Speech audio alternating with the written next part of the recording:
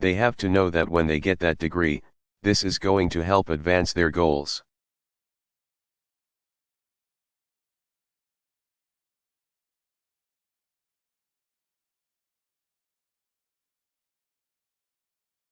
If a worker is going to spend 2 years training to enter into a whole new profession,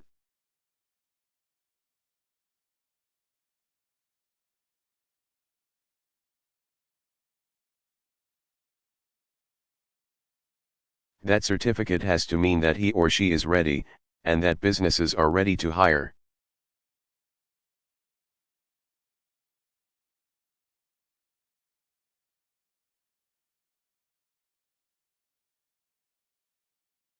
In addition, we want to propose new funding for innovative strategies that promote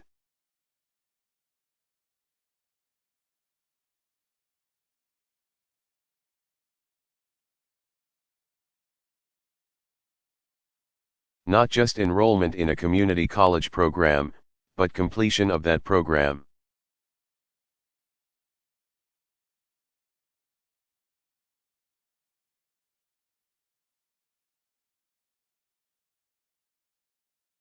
See, more than half of all students who enter community college to earn an associate degree.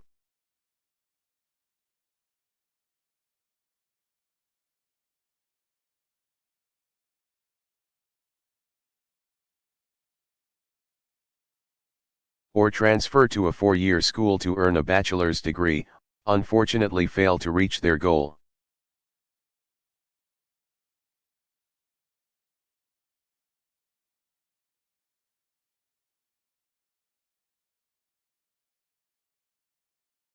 That's not just a waste of a valuable resource, that's a tragedy for these students.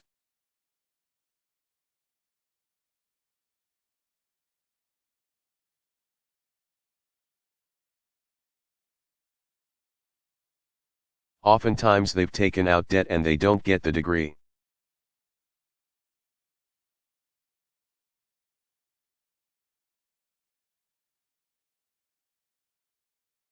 But they still have to pay back the debt. And it's a disaster for our economy.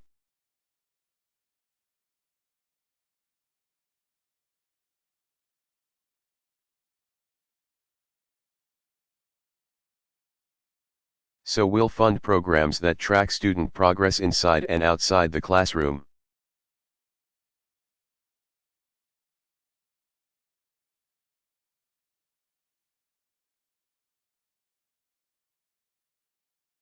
Let's figure out what's keeping students from crossing that finish line.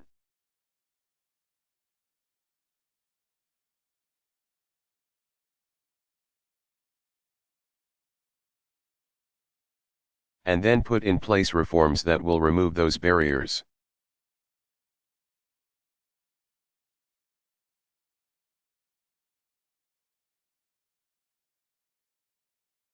Maybe it becomes too difficult for a parent to be away from home.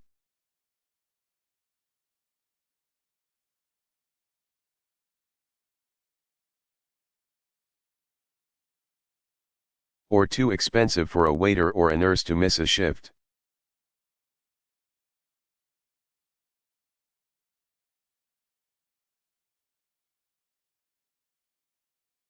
Maybe a young student just isn't sure if her education will lead to employment.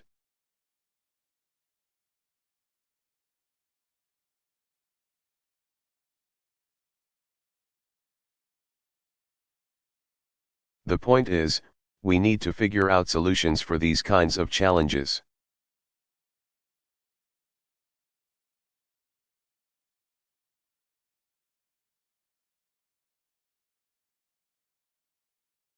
Because facing these impediments shouldn't prevent you from reaching your potential.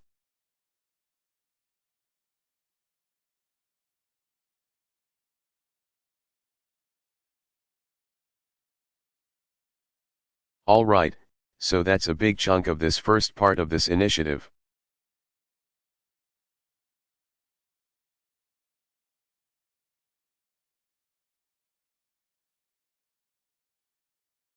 The second part, we're going to back $10 billion in loans to renovate.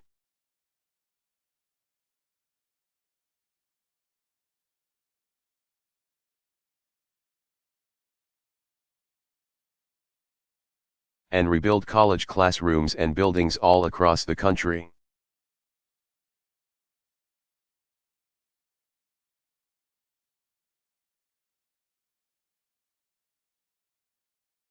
All too often, community colleges are treated like the stepchild of the higher education system.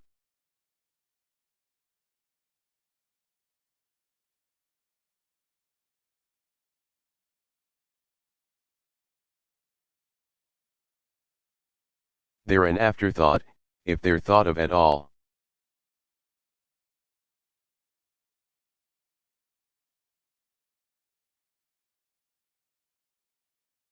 And that means schools are often years behind in the facilities they provide, which means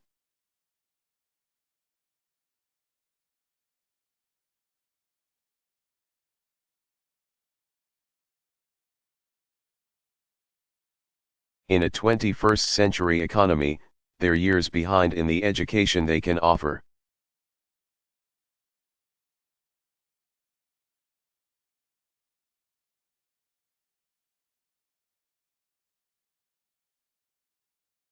That's a mistake, and it's one that we'll help to correct.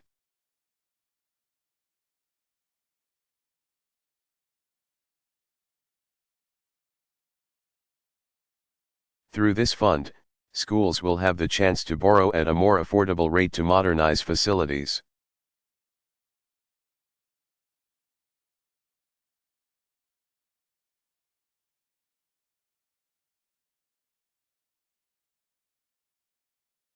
And they'll be building on the funds in the recovery plan that are already helping to renovate schools.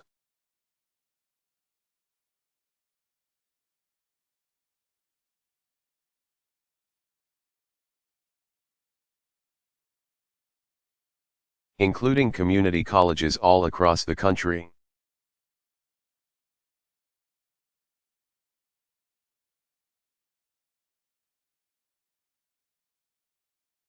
And by the way, not only does this improve the schools and the training that they're providing, guess what?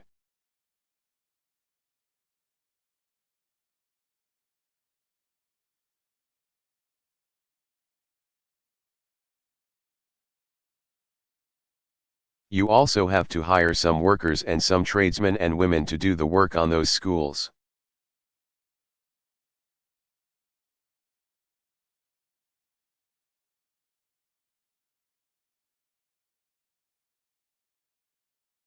So it means it's putting people to work in Michigan right here, right now.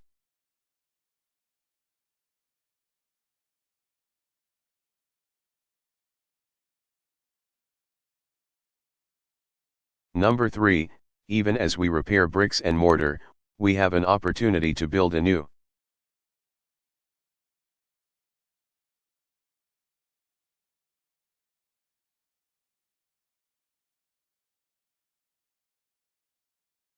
Virtual infrastructure to complement the education and training community colleges can offer.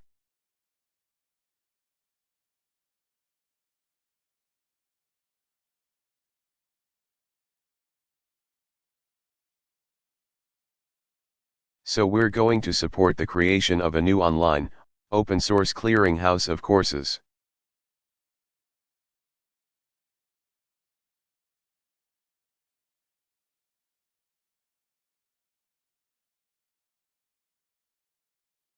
So that community colleges across the country can offer more classes without building.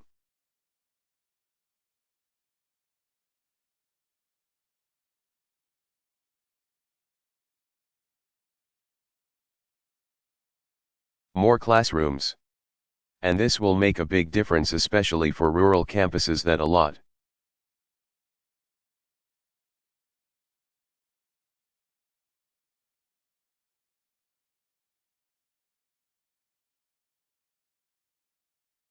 Of times have to struggle to attract students and faculty.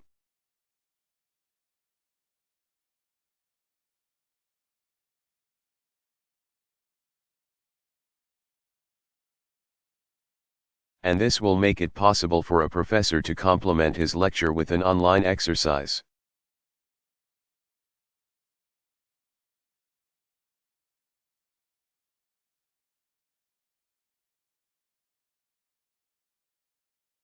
or for a student who can't be away from her family to still keep up with her coursework.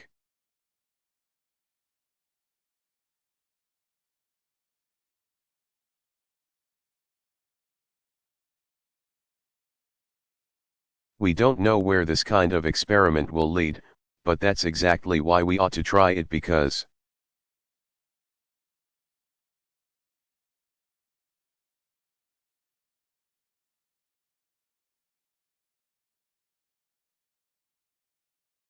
I think there's a possibility that online education can provide, especially for people who are already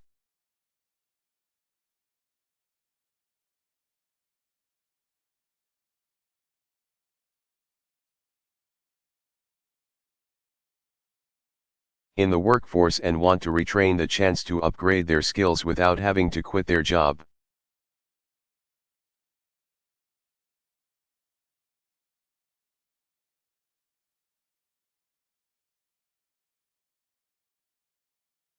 So let me say this more: the road to recovery, the road to prosperity,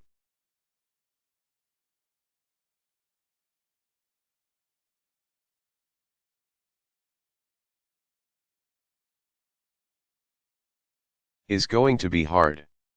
It was never going to be easy.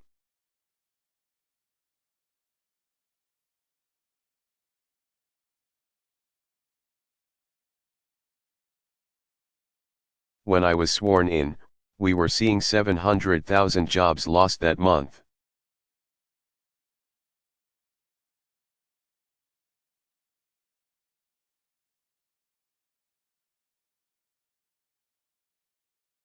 Then we had the same amount lost for 2 more consecutive months.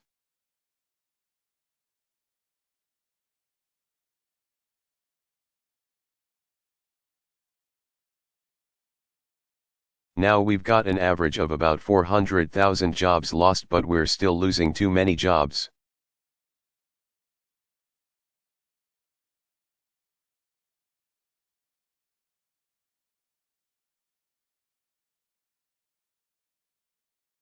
We will get to the point where we're not losing jobs.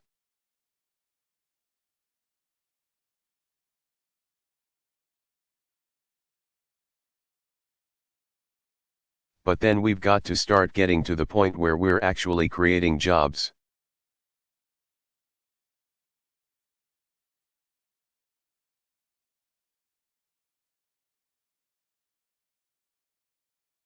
And it's going to take time.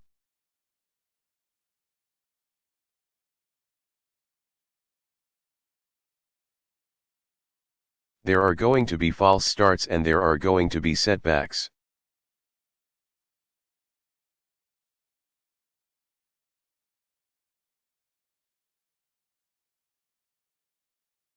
But I am confident that we can meet the challenges we face, because that's what we've always done. That's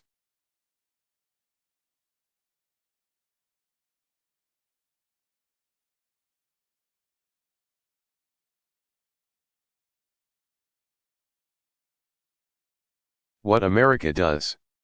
We hit some challenges, we fuss and argue about it.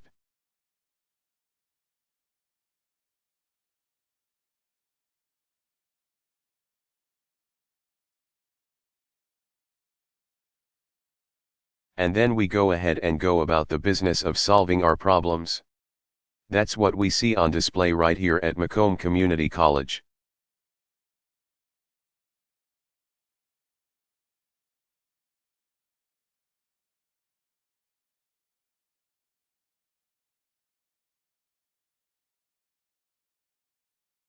That's what I've seen at colleges and universities all across this country.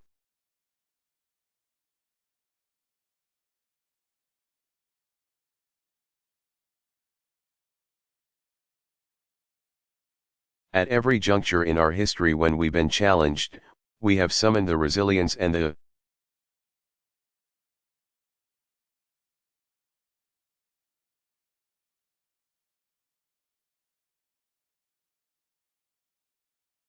industriousness, that can-do American spirit that has allowed us to succeed in the face of even the toughest odds.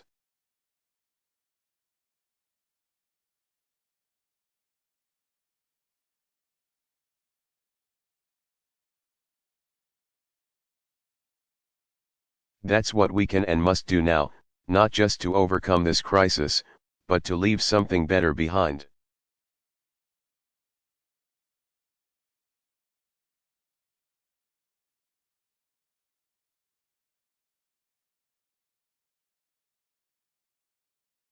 To lay a foundation on which our children and our grandchildren can prosper and take responsibility for their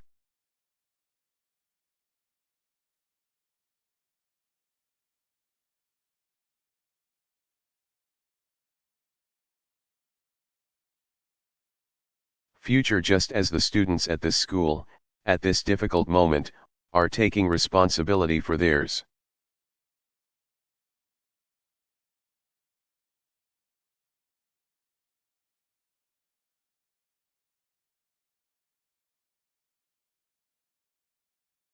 I am absolutely confident that if I've got your help, that we can make it happen.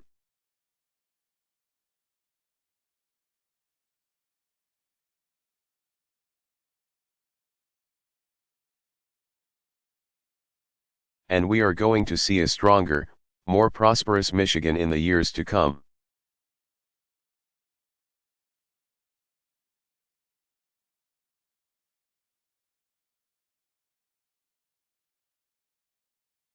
Thank you very much, Warren.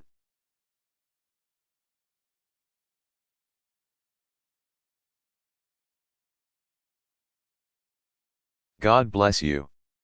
God bless the United States of America.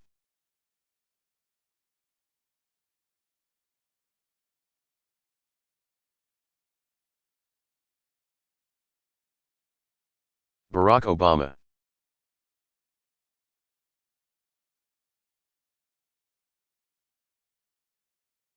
Grande Isle briefing on the Gulf oil spill disaster.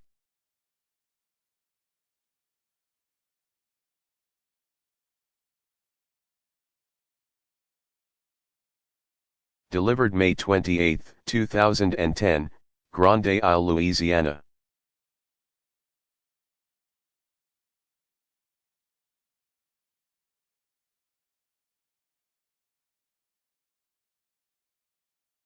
Good afternoon, everybody.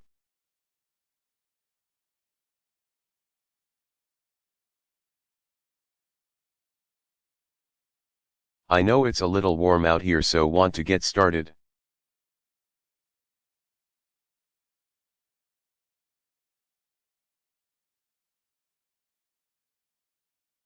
I've just had a meeting with these governors, members of Congress, local officials.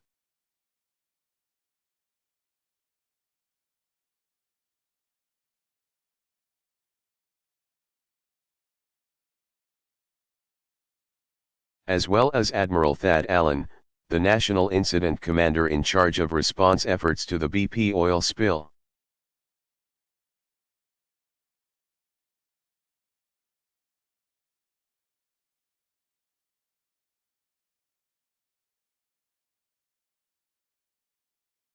Admiral Allen gave us an update, the latest information on both the efforts to plug the well.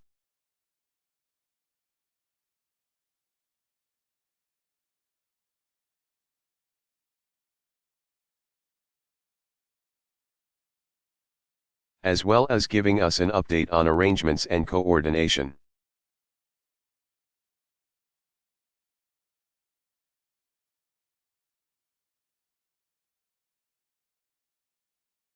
That's being made with respect to mitigating this damage that's been done.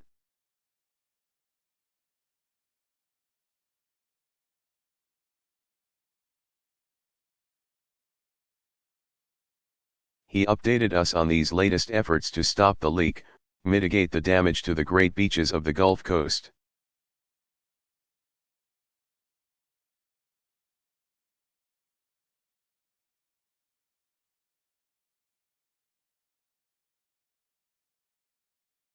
And I had the chance to visit with Charlotte, a beach-like port.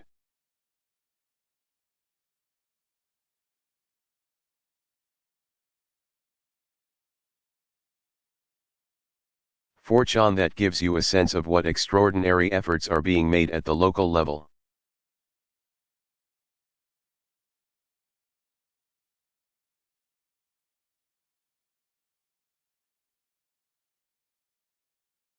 but also the damage that we're already starting to see as a consequence of this spill.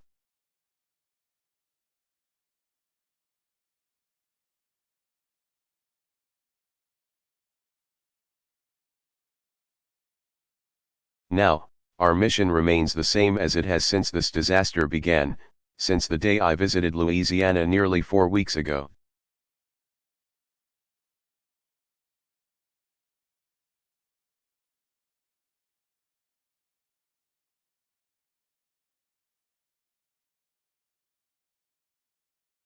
We want to stop the leak, we want to contain and clean up the oil.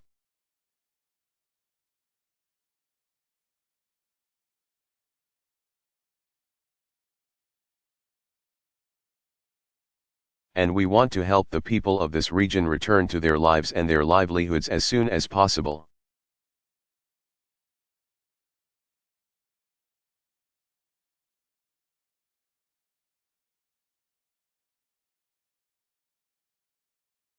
And our response treats this event for what it is, it's an assault on our shores.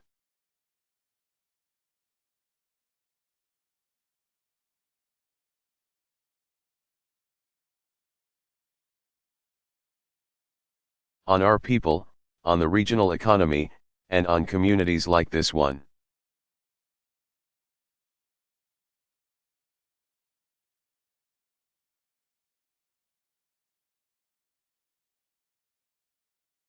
This isn't just a mess that we've got to mop up.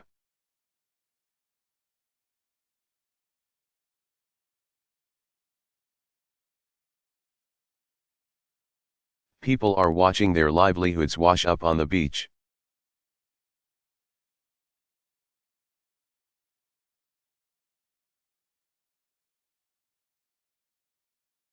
Parents are worried about the implications for their children's health.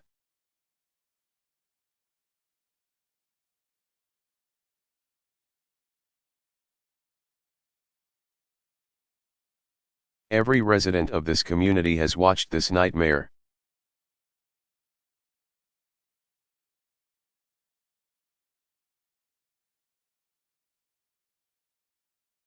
Threaten the dreams that they've worked so hard to build.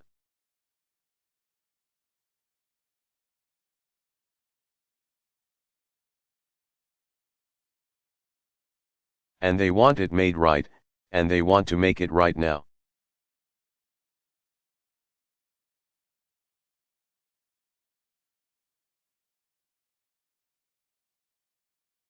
I just had a chance to listen to Mayor David Carmadel of Grande Isle, our host here.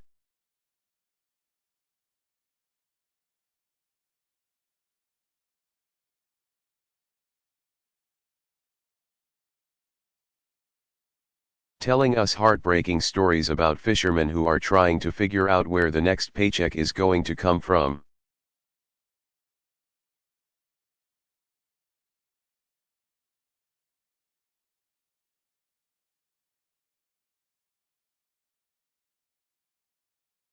How are they going to pay a mortgage or a note on their boat?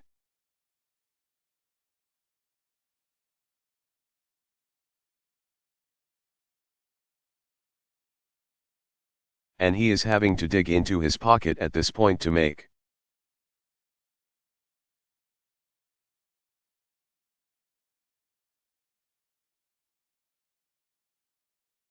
Sure that some of them are able to deal with the economic impact.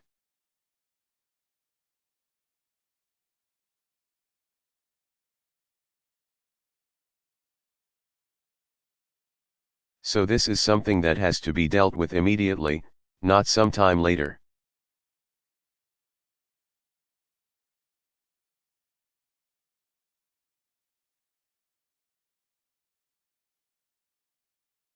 And that's everybody's driving focus, everybody who is standing behind me.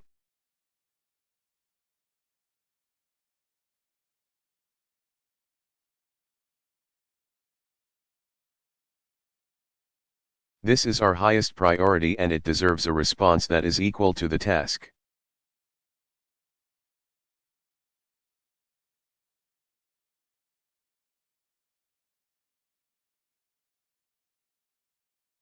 That's why this has already been the largest cleanup effort in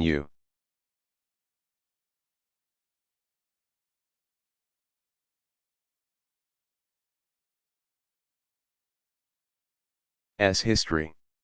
On the day this disaster began, even as we launched a search and rescue effort for workers on the drilling rig,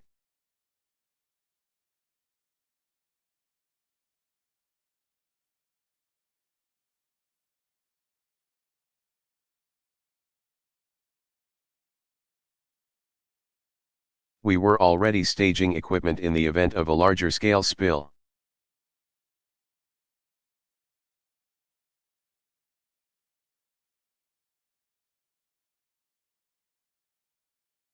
By the time we discovered the third breach, a week after the Deepwater Horizon platform sank,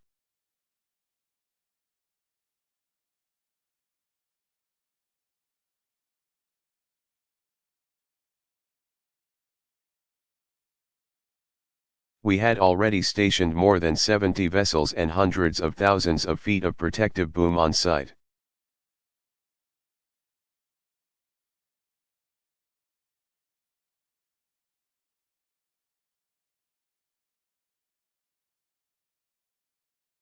Today, there are more than 20,000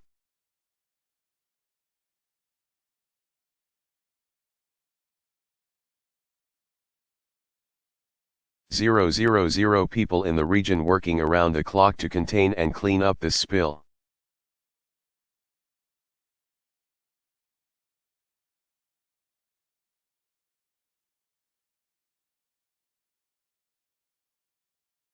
We've activated about 1,400 members of the National Guard across 4 states.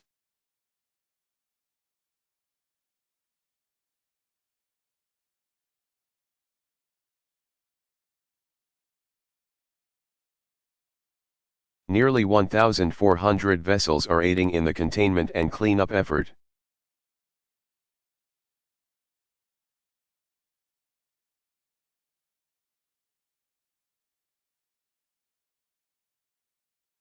And we deployed more than 3 million feet of hard and sorbent boom, including an additional 100.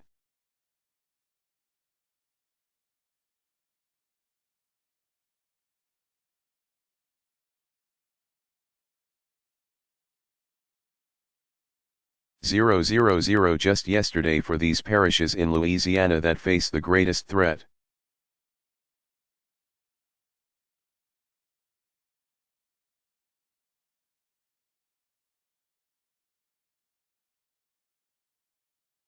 Now, I've made clear to Admiral Allen, and I did so again today,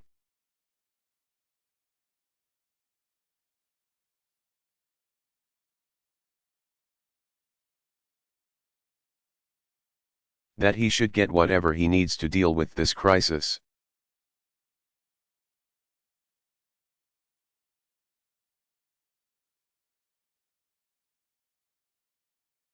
Whatever he needs, he will get.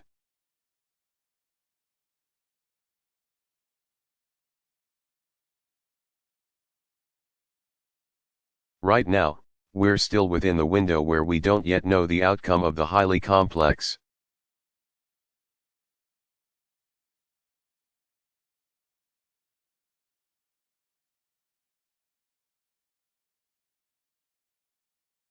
top kill procedure that the federal government authorized BP to use to try to stop the leak.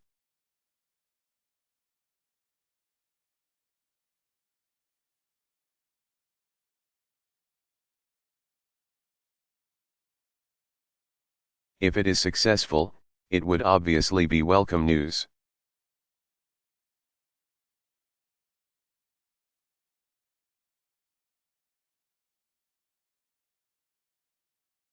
If it's not, a team of some of the world's top scientists, engineers, and experts,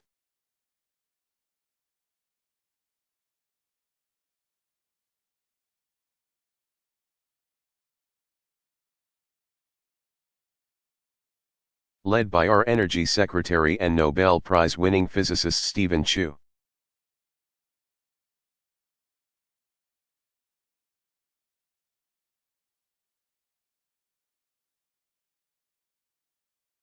has for some time been exploring any and all reasonable contingency plans.